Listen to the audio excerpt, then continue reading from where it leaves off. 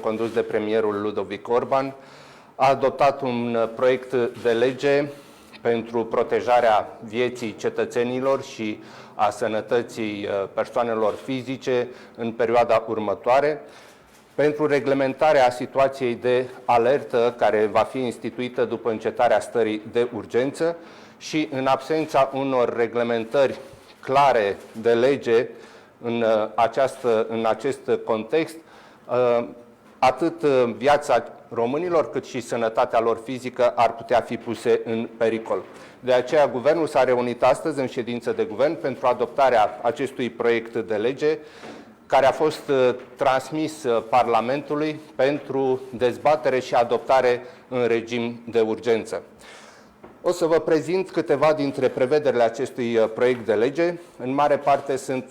mare parte sunt chestiuni care au fost reglementate pe perioada stării de urgență, care vor fi continuate pe perioada stării de alertă și care necesită o reglementare la nivel de lege adoptat în Parlament. Astfel,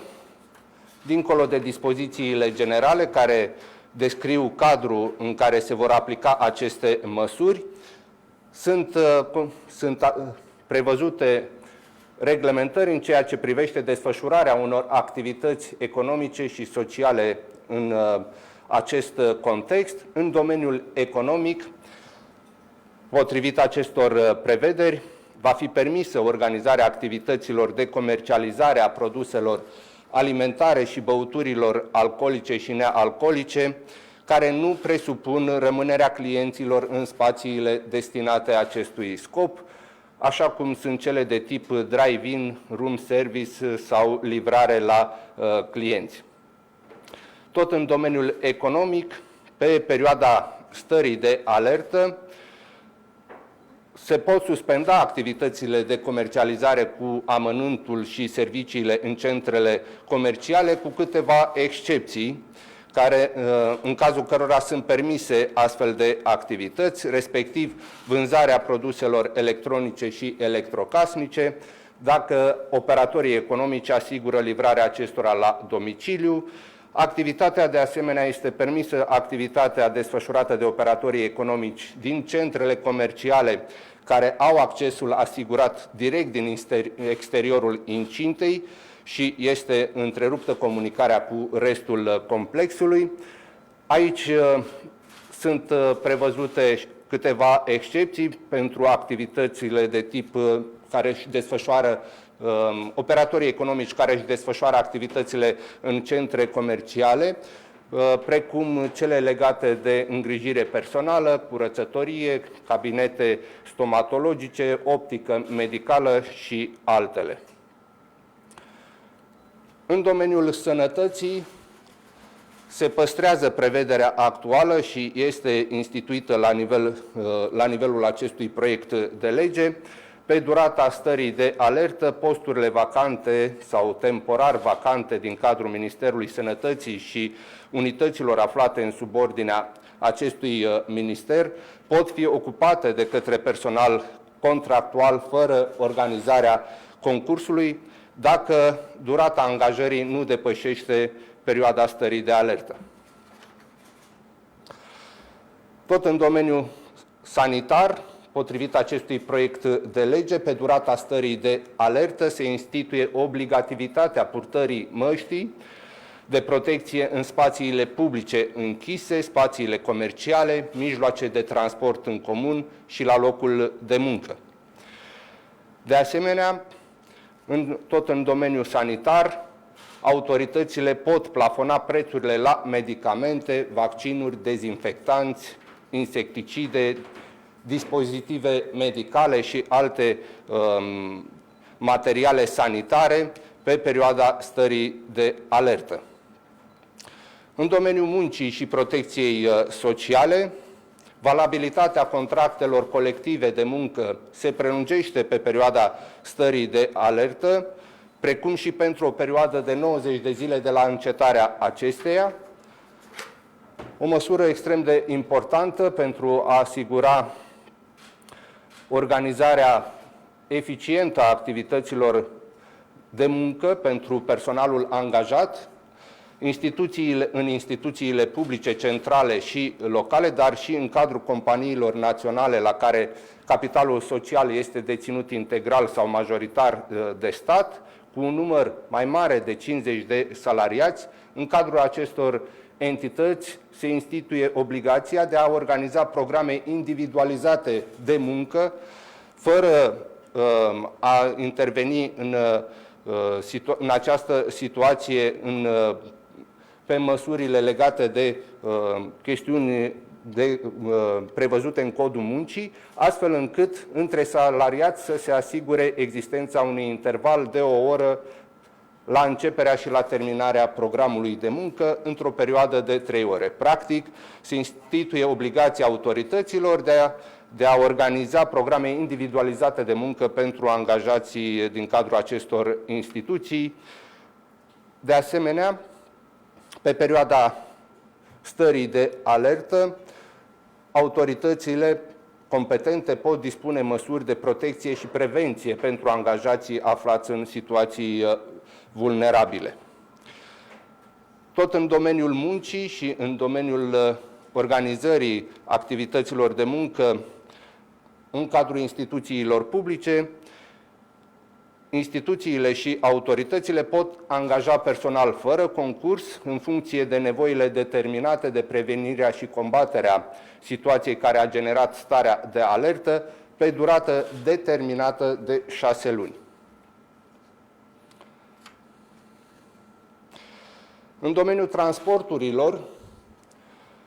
sunt prevăzute reglementări care permit autorităților impunerea unor măsuri restrictive în ceea ce privește derularea transportului aerian, naval, rutier sau feroviar, prin ordin comun al Ministrului Transporturilor și pe baza hotărârii Comitetului Național pentru Situații de Urgență. În ceea ce privește activitatea de educație-cercetare, pe perioada stării de alertă, începând cu data intrării în vigoare a acestui proiect de lege și până la eliminarea restricțiilor instituite de către autoritățile de resort, unitățile de învățământ preuniversitar organizează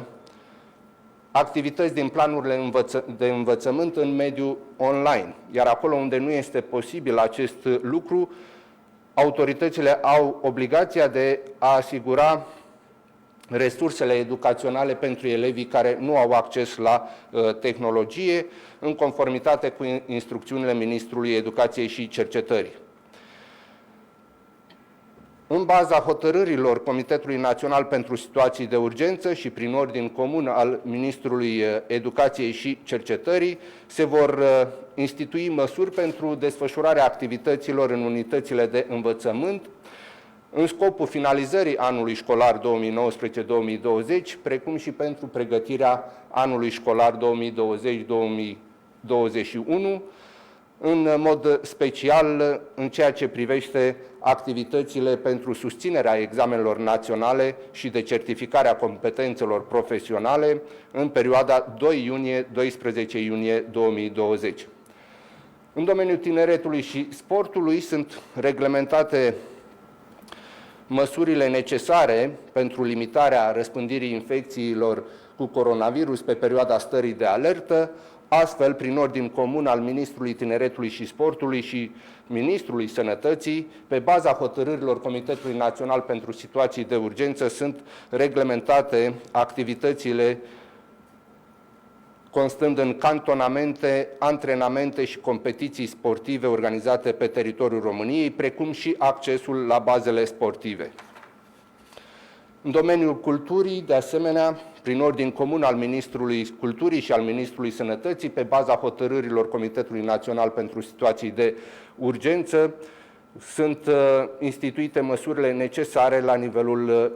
instituțiilor muzeale, bibliotecilor, librăriilor, cinematografelor, studiourilor de producție de film și altor instituții de spectacole și sau concerte. În ceea ce privește cultele religioase, potrivit proiectului de lege, activitatea acestora se exercită liber, cu respectarea regulilor de disciplină sanitară stabilite de autoritățile cu atribuții în domeniu, inclusiv de Comitetul Național pentru Situații de Urgență, cu consultarea Departamentului Cultelor. De asemenea, sunt prevăzute în acest proiect de lege măsuri în ceea ce privește organizarea modului de desfășurare a procedurilor din domeniul insolvenței, precum și cu instituirea unor măsuri de decalare a unor termene pentru a permite reorganizarea în procedura insolvenței pentru agenții economici pe perioada stării de alertă, precum și prevederi în ceea ce privește executarea pedepselor și modul în care se pot exercita drepturile deținuților pe perioada stării de alertă. De asemenea, în baza acestui proiect de lege, s-a schimbat regimul contravențiilor, astfel încât regimul juridic al contravențiilor este asimilat și pus în acord cu prevederile Ordonanței Guvernului numărul 2/2001 pentru a evita situația ivită în contextul în care regimul contravențiilor stabilit în baza Ordonanței 1/1999 a fost declarată neconstituțională. Proiectul de lege adoptat în ședința de guvern de astăzi a fost, așa cum spuneam, transmis Parlamentului pentru dezbatere și adoptare în regim de urgență.